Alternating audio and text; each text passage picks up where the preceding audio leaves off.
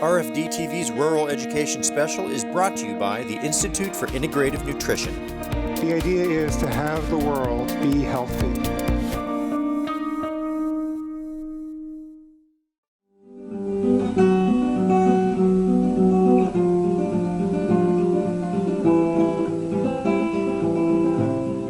Rural America is the backbone of our country, and making sure that students from these areas can succeed is a priority for many.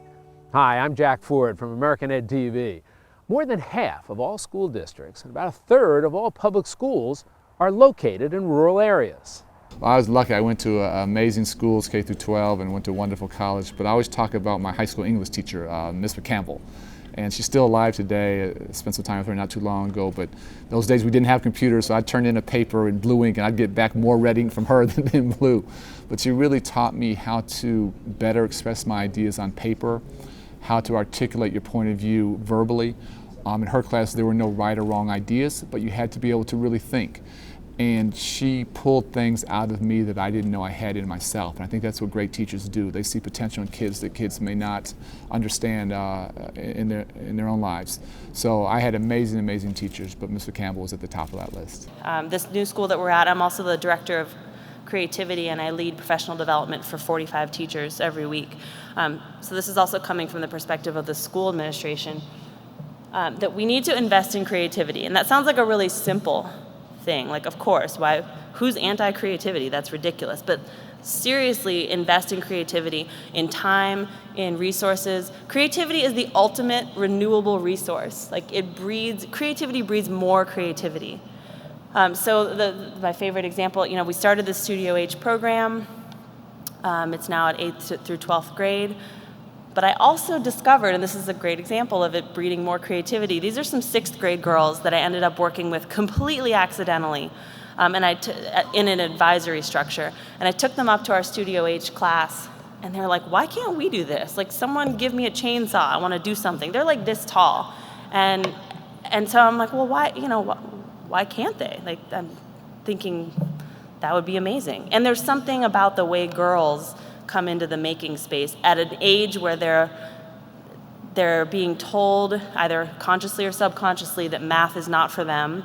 This is about the age when most girls start saying, I hate math and I'm bad at it. As an artist and as a teacher, I feel that there is a responsibility to educate and help kids learn the value of art, the value of creativity, the value of education, and also a way to view this world that we live in. And the arts do that. Creative arts helps children and adults as well see the world that we live in, interpret it, and become inspired by it.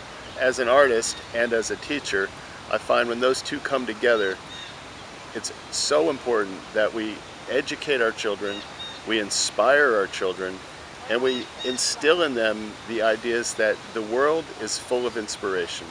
This world that we live in, every day can be a bright, inspiring day. We can be creative, we can be useful, we can gain confidence. All of these things come through the creative arts. And I think education, creative arts, and our children's future, these are very important things that we like to strive and we like to educate and help with. And as a teacher of art, I find that nature appeals to children as well. And I think that children really feel connected and close to nature. I teach art and I do art, and when those two come together, I see that one of the most important things for kids today is the creative arts. It gives them experience, it gives them a way to interact with their world, it inspires them to do great things. I mean, these are all things that the creative arts do.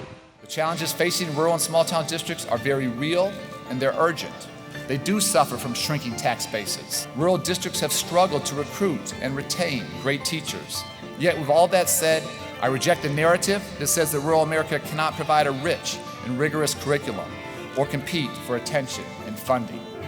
And I reject the idea that rural America cannot implement transformational reform.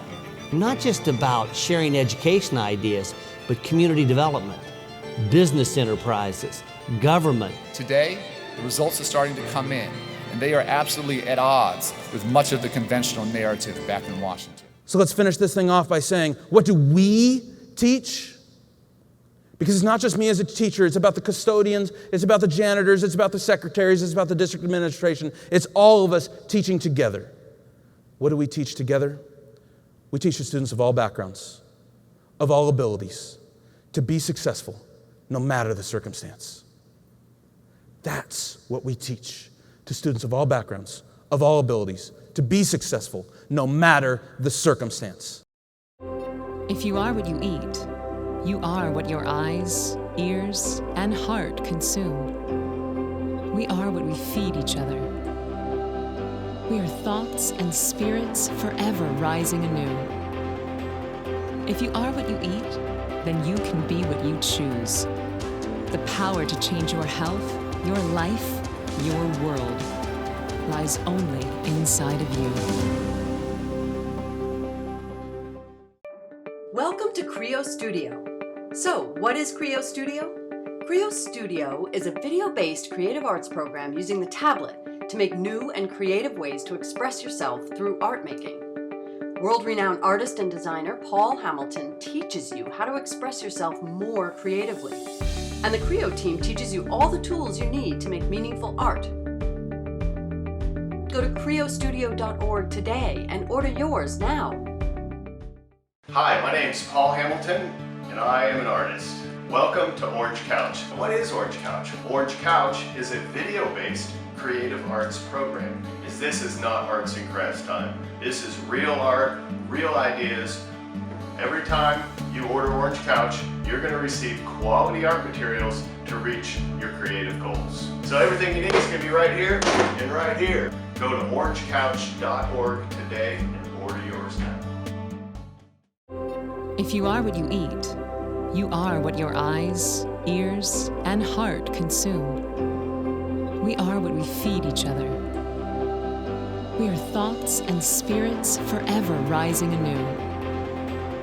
If you are what you eat, then you can be what you choose. The power to change your health, your life, your world lies only inside of you.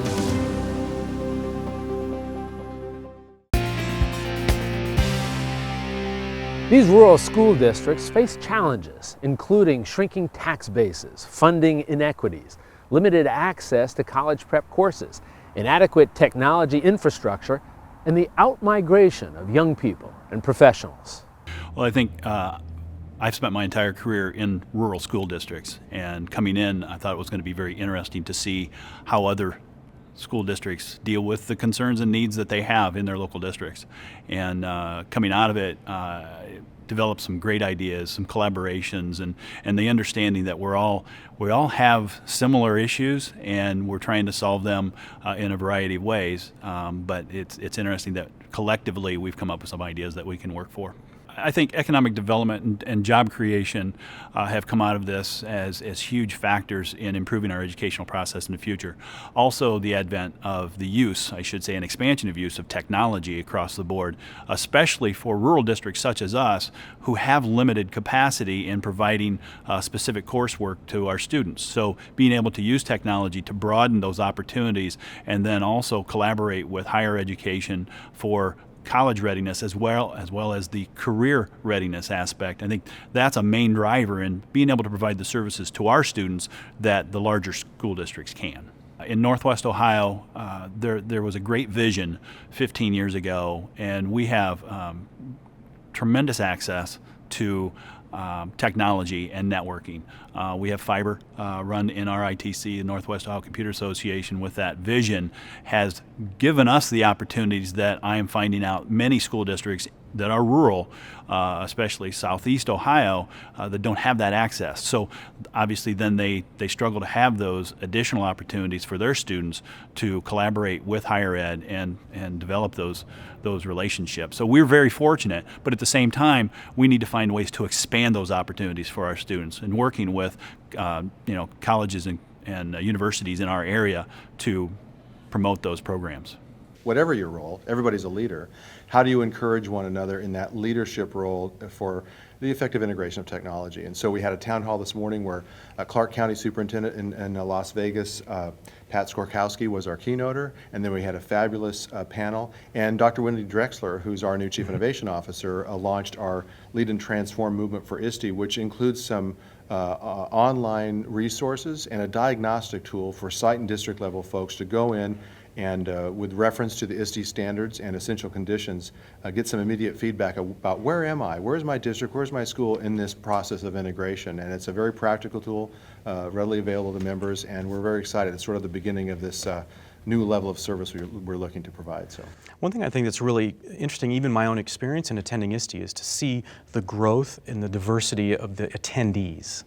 So talk a little bit about that for those that might not have experienced an ISTE yet. Yeah, you know, I have to say, the ISTE conference that has been built over many years by many people is a phenomenally amazing, gigantic, passionate event. And they have, over years, I've only been here 22 months, so I give full credit to all those who came before me. They've created this really dynamic event, and there is a growing attendance. We're going to set records this year for attendance. A couple of days ago, we hit 14,000, and that was still with a couple of days to go before on-site reg. So we're looking at some pretty significant numbers, and we're very excited. We've got people coming from all over the world, huge numbers of global participants all over the country, all 50 states, and we're thinking we may hit 16,000 paid registrants. That's not counting speakers, exhibitors, sponsors, et cetera. So we're excited by, there's something going on in the community. We are hitting that tipping point, and we're excited because after many years of volunteer work by all the members of the ISTE community and a great staff over many, many years, we feel like there is this sort of the tipping point that we're reaching, and ISTE wants to reach and serve ever more people. So this is our premier event. We're very excited to network and connect and serve, and we're just very excited. And I get the sense, Brian, that when it comes to the attendees, that maybe everybody's feeling so much more comfortable with technology. I think a few years back there was that fear that if I don't understand it, I'm afraid that I would get in a position with other people that maybe do understand it, but now there's more of an open dialogue. I think so, and I think part of what I talk about a lot is how we as adults in education, we want to create this environment for our students to feel comfortable virtually or literally to raise their hand and ask for help. And I think what we're finding is that all of us as adults in this work of education, we're all over the map. If you are what you eat, you are what your eyes, ears, and heart consume. We are what we feed each other. We are thoughts and spirits forever rising anew. If you are what you eat, then you can be what you choose. The power to change your health, your life, your world lies only inside of you. Welcome to Creo Studio. So, what is Creo Studio? Creo Studio is a video-based creative arts program using the tablet to make new and creative ways to express yourself through art making. World-renowned artist and designer Paul Hamilton teaches you how to express yourself more creatively. And the Creo team teaches you all the tools you need to make meaningful art. Go to creostudio.org today and order yours now. Rural schools need to be globally competitive and locally relevant so that our children can excel in whatever they choose to pursue. What is your take on online learning? We know about MOOCs, these massive online offerings. You hear behind the scenes about universities wondering, what is this going to do? Because like you're saying, they need to get the student into their doors. What is your take on that blended environment where you go to a physical campus or you do everything completely online? Are we prepared for that as a society? Not really. And I'm a great advocate for online learning. I think it offers all kinds of extraordinary opportunities to personalize education and to customize it. Kids now have access to pretty much any form of information, any sort of cultural traditions that they want. When I was at school, the curriculum was contained within the walls of the school, but now it's genuinely global. So I think we're just in the nursery steps of figuring out how best to use the internet and digital technologies to enrich and enhance education. But I don't think that these technologies will or should replace face-to-face learning. There's something to be got from being in the same room with people that you don't get from just being online with them. But so I don't see online learning replacing schools, but I really do think it'll help to transform them. Now, obviously, Sir Robinson, those are technology companies that are building some amazing platforms. Yeah. How do we as the general public sift through big business and education, because they're really coming together in some transformative ways, but then there are some, I'll leave that to you to share with me your thought on the role big business plays with technology and education.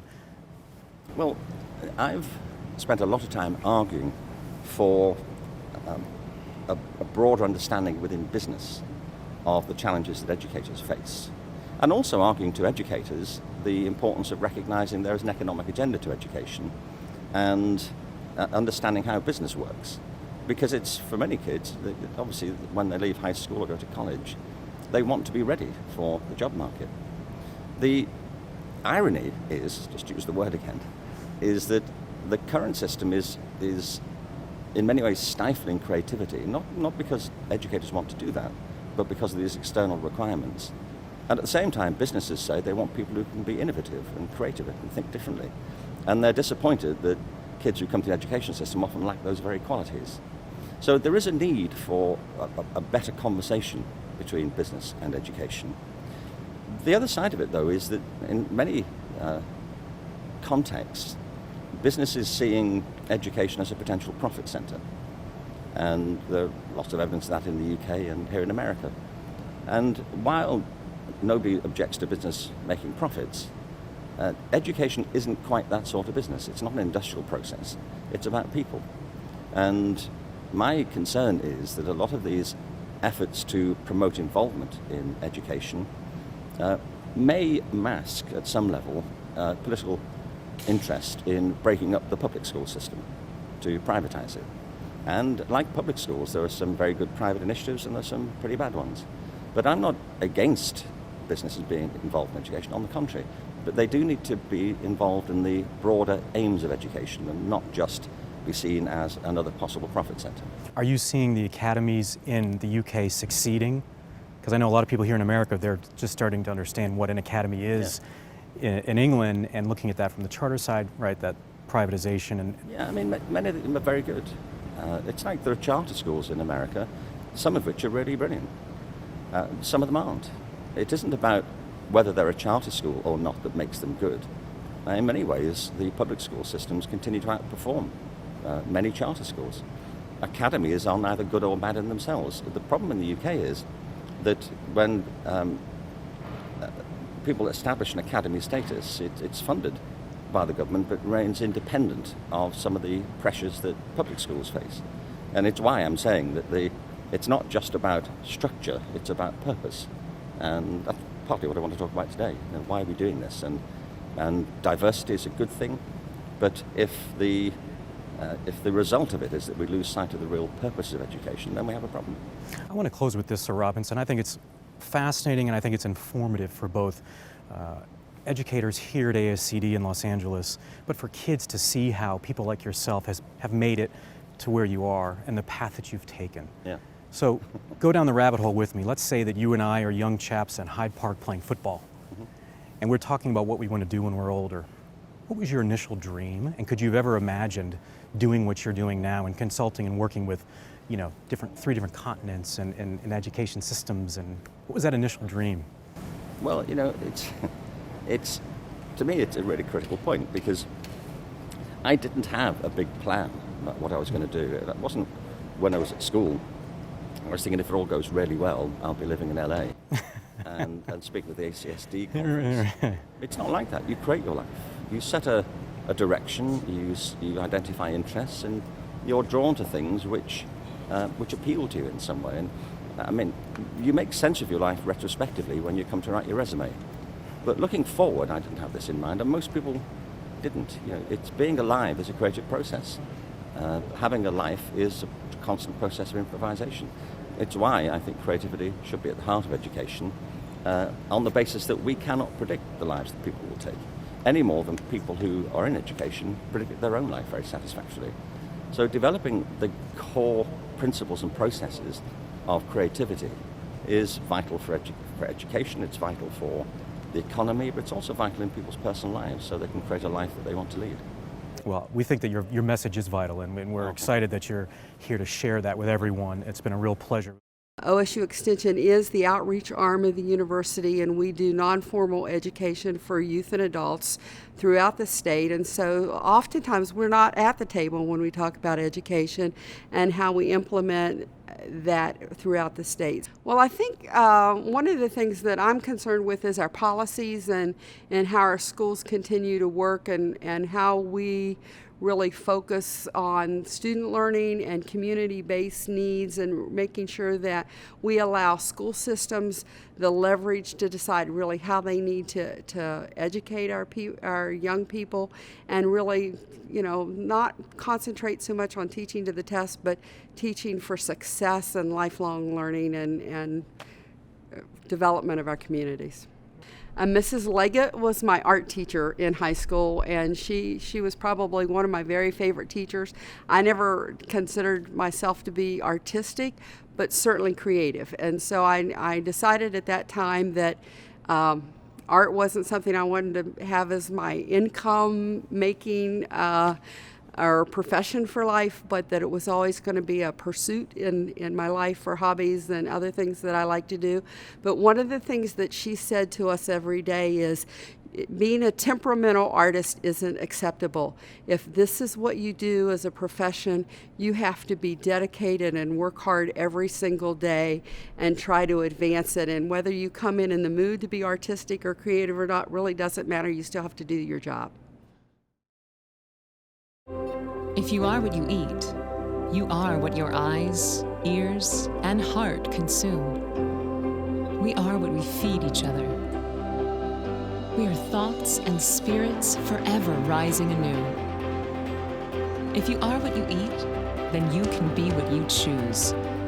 The power to change your health, your life, your world lies only inside of you. Hi, my name's Paul Hamilton, and I am an artist. Welcome to Orange Couch. What is Orange Couch? Orange Couch is a video-based creative arts program.